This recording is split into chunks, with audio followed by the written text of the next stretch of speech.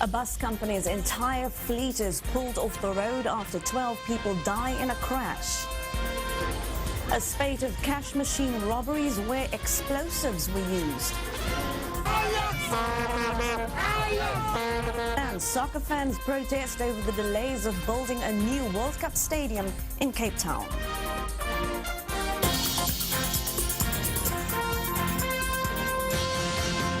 This is E-News Prime Time. A very good evening. A KwaZulu-Natal bus company has had its entire fleet pulled off the roads after a deadly crash this morning. 12 people were killed and 40 were injured when the bus spun out of control. The bus was found to be unroadworthy and matters got worse for the survivors.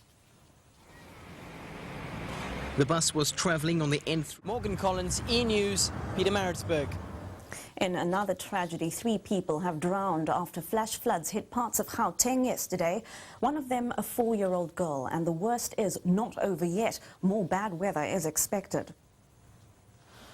Battling the elements. Belinda Moses, E-News, Johannesburg.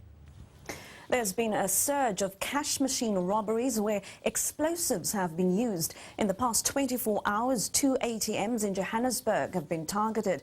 Robbers blew open one in Soweto and made off with an undisclosed amount of money. The force of that blast was so powerful it blew open a wall and damaged 3 cars parked nearby.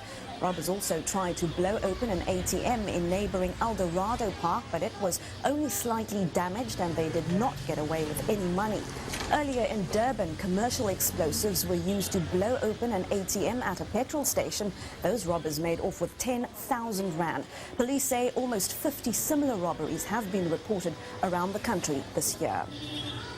Oh, when E-News Primetime continues, Iran disregards UN sanctions and vows to forge ahead with its nuclear program. We find out what the implications will be.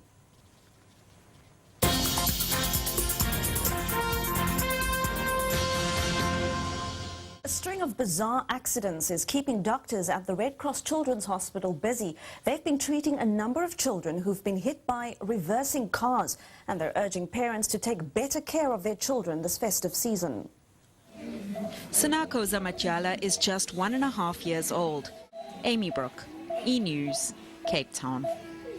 A police officer whose 3 children were shot dead in their beds says she feels betrayed by the courts. Their alleged killer, her estranged husband, is free on bail and she's come face to face with him in her local shopping mall.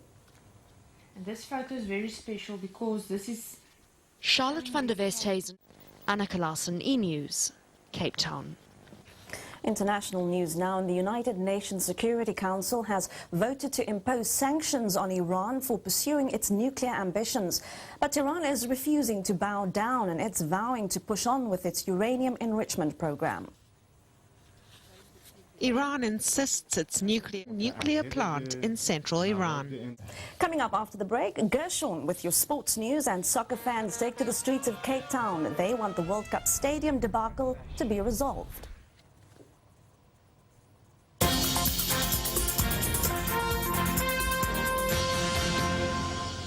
And finally, it's not just children who believe in Father Christmas. Finland claims to have the real Santa, and he's attracting visitors from around the world.